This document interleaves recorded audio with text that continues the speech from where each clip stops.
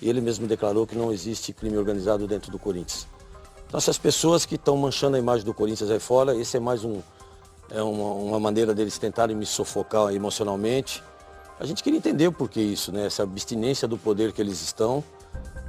Não sei se é porque eles estão vendo que a gente está colocando o Corinthians nos trilhos de novo, a gente está conseguindo grandes contratos, a gente está conseguindo montar um elenco competitivo, como sempre foi o Corinthians.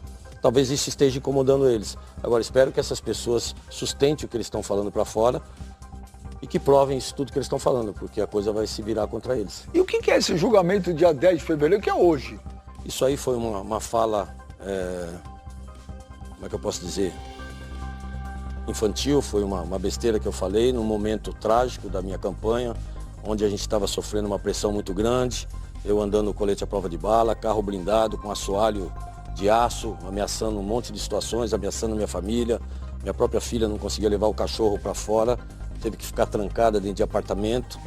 E ali a gente estava no almoço e eu acabei falando uma besteira, porque inclusive o que eu falo é de uma pessoa da Cíntia, uma garota que frequenta o clube, mas que frequenta a minha casa desde criança, minha casa de praia, Ubatuba, nas férias, no Ano Novo, no Natal, no Carnaval, ela com a irmã, com o cunhado, sempre frequentaram a minha casa em férias, aniversários, festa de família. Eu vi crescer e de repente ela recebeu um cargo de assessora da Torcida do Corinthians em choque, presidente Augusto Melo responde a polêmicas e faz revelações bombásticas, fala, fiel torcida, se preparem porque a bomba está armada e a polêmica só está começando.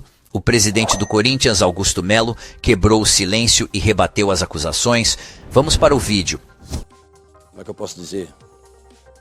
Infantil, foi uma besteira que eu falei num momento trágico da minha campanha, onde a gente estava sofrendo uma pressão muito grande, eu andando no colete à prova de bala, carro blindado com assoalho de aço, ameaçando um monte de situações, ameaçando minha família. Minha própria filha não conseguia levar o cachorro para fora, teve que ficar trancada dentro de apartamento. E ali a gente estava no almoço e eu acabei falando uma besteira, porque inclusive o que eu falo é de uma pessoa da Cíntia, uma garota que frequenta o clube, mas que frequenta a minha casa desde criança, minha casa de praia, Ubatuba, nas férias, no Ano Novo, no Natal, no Carnaval, ela com a irmã, com o cunhado, sempre frequentaram a minha casa em férias, aniversários, festa de família. Eu vi crescer e de repente ela recebeu um cargo de assessora da oposição hoje e de repente eu me vejo ela nos criticando e torcendo para o adversário. Até aí não tem problema, é uma democracia. E dentro disso, num restaurante, eu sob uma pressão, né, já no final de campanha, desgastado, acabei falando umas besteiras que me sinto envergonhado. E o que eu falei não serve para a Cíntia, ela não é essa pessoa. É até um meio de eu me retratar também, já me retratei da outra vez, numa entrevista ao UOL. Era um momento de pressão, peço perdão. Mesmo porque eu tenho filha, mulher também, isso é horrível, a minha fala foi horrível. Todos que me conhecem sabem que eu não sou assim, nunca falei, nunca tive problema com ninguém, estou 40 e poucos anos no clube. E é uma garota que eu vi crescer com a minha filha e as nossas famílias são muito amigas. Só que dentro daquilo ali é uma pressão, te chega uma notícia, está falando isso da sua filha, está falando isso da sua pessoa, sendo que frequentou a minha casa, comeu no meu prato.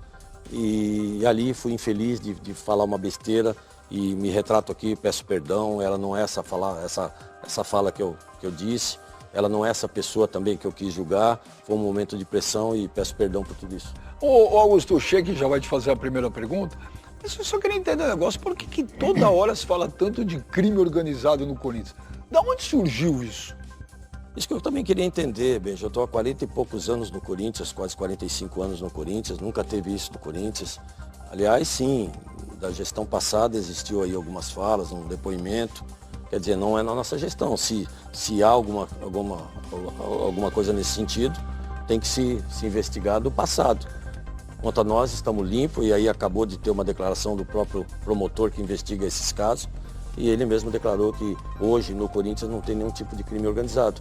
Fico triste pela fala dessas pessoas que já passaram pela diretoria do Corinthians, que é o que eu digo, estão numa abstinência do poder tremendo, que querem de qualquer forma manchar a imagem do Corinthians. Eles não estão prejudicando o Augusto Melo, eles estão prejudicando o Corinthians, a instituição no qual a gente está trazendo grandes receitas, montando o elenco, pagando dívida. O Corinthians hoje entra nos trilhos, a gente entrou hoje num regime centralizado, estamos equacionando a nossa despesa. Hoje nossos credores sabem o dia, quando e de que forma vão receber, sendo que antes eu mesmo recebia várias ligações, nunca mais vou receber do Corinthians. Nunca...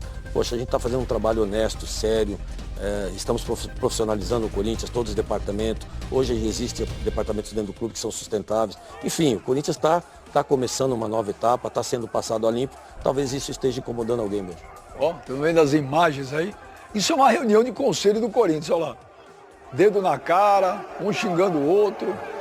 Isso é uma reunião de conselho em quase todos os clubes, né?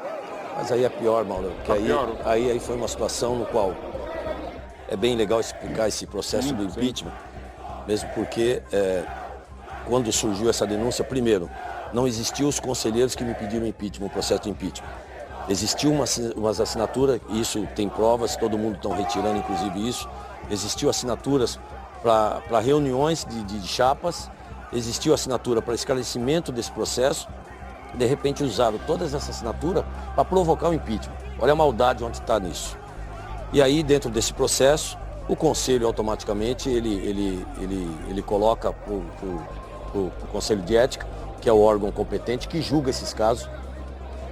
E de repente o próprio Conselho de Ética, unânime, julgou que não existia embasamento, não existia legitimidade, mesmo porque existe um processo aqui fora, né, policial, que deveria primeiro esperar o término do processo para depois ser julgado lá dentro. Ao contrário, isso aí teria que ser julgado lá dentro primeiro. Se existisse algum crime, aí sim ia para a esfera civil. Né? Mas ao contrário, eles jogaram para fora primeiro. Aliás, eu que pedi para jogar, tá? É bom deixar bem claro. Porque quando eu recebi a faca no pescoço do meu segundo vice e de algumas pessoas que, olha, existe batom na cueca, existe uma coisa que aconteceu aqui, e eu explicava, mas como é que você sabe disso se a gente não sabe?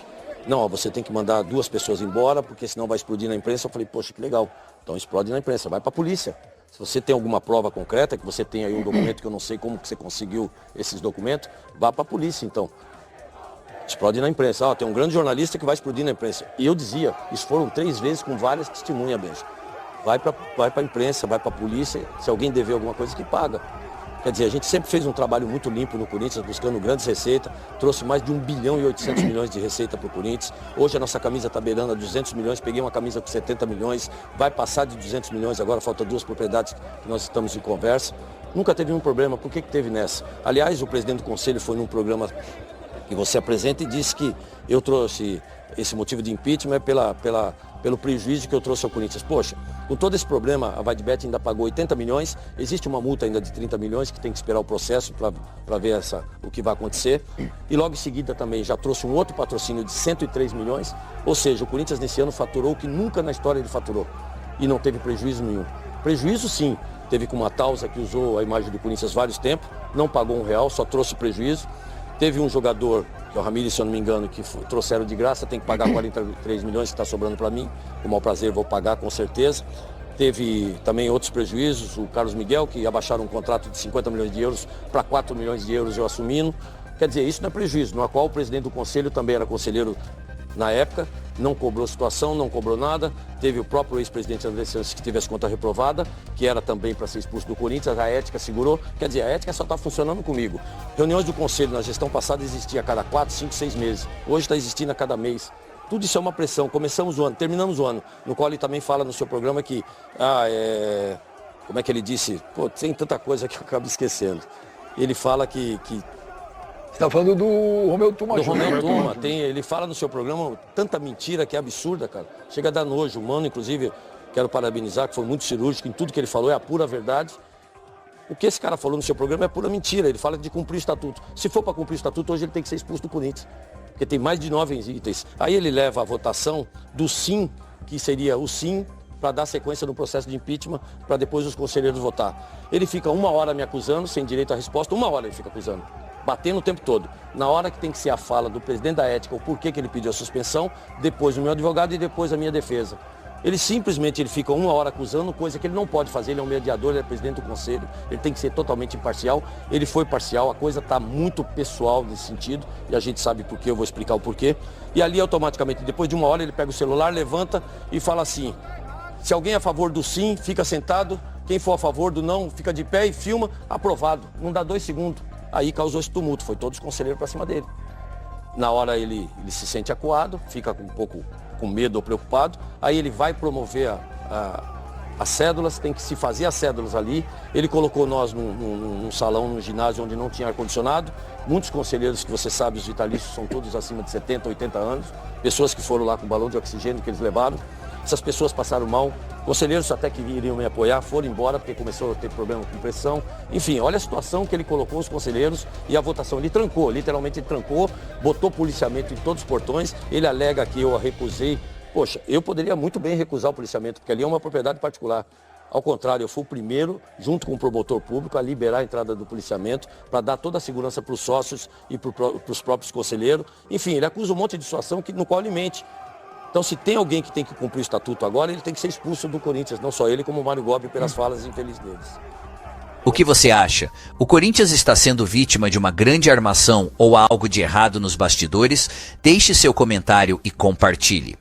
Olha aí, Augusto Melo. Augusto, só um minutinho, antes do Checo fazer a pergunta, o Mano, é o presidente do fã-clube do Garro, o Mano pediu para você ouvir isso aqui, ó. Coloca o Garro aí.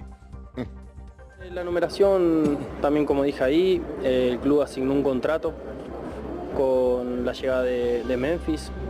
Es una situación en la que me toca respetar, yo soy jugador del club, siento que siempre lo dije cuando llegué, cuando estábamos últimos en el Brasileirao y en todos los momentos que me ha tocado atravesar el año pasado. Siempre dije que lo más importante siempre para mí es el club y cómo yo puedo ayudarlo. Si el club tomó esa decisión es porque algún beneficio le encuentra y yo soy jugador de Corinthians. Mentiría si diría que no me generó una sensación difícil por ahí de asimilar, pero lo más importante es Corinthians, es la gente, es el grupo, mis compañeros. Bom, o Augusto, você tinha falado que não tinha problema nenhum quando tem que tirar 10. Ele falou, não, Corinthians acima de tudo, tá, mas ele falou, não gostei. Ele não gostou. Sim, no primeiro instante, sim, ele teve uma fala conosco e que ele gostaria de ficar com a 10, mas que também não teria nenhum tipo de problema. E aí explicamos para ele a história da camisa 8 também. Ele ficou muito feliz, ele e o próprio Memphis conversaram. Tanto que ontem você viu a troca de passes deles dentro de campo, nenhuma diferença. E no vestiário também, todo mundo se cumprimentando, se abraçando. E aquela entrada dele em campo ontem, no segundo tempo, com toda aquela festa, que eu nunca vi jogador entrar no segundo tempo, eu achei que teve isso. Parecia que ele estava estreando, né? Não, ele já estava voltando, que foi ótimo, né? Aquilo foi uma estratégia do marketing do Corinthians? Não só o fator camisa, Benja, mas também pelo que aconteceu com ele. Sim. Né? Olha lá, Trágico acidente, que a gente ficou todos nós muito tristes, demos todo o apoio para ele em todo sentido, jurídico, com psicólogo, enfim.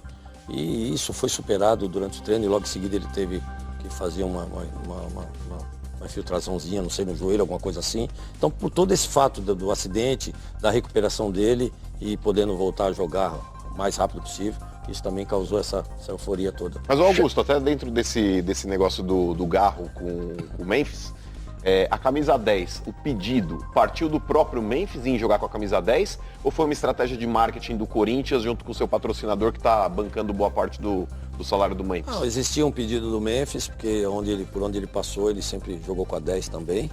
E aí existiu uma conversa aqui, no qual a gente conversou com o Garro, né? A princípio ele teve realmente uma chateação, mas foi muito superado rapidamente. Isso prova o elenco, assim, o ambiente muito bom, entendeu? Então por isso que foi superado muito rápido, justamente por isso, pelo objetivo que eles têm de disputar títulos, de manter esse elenco forte, que é o que nós fizemos no término da temporada.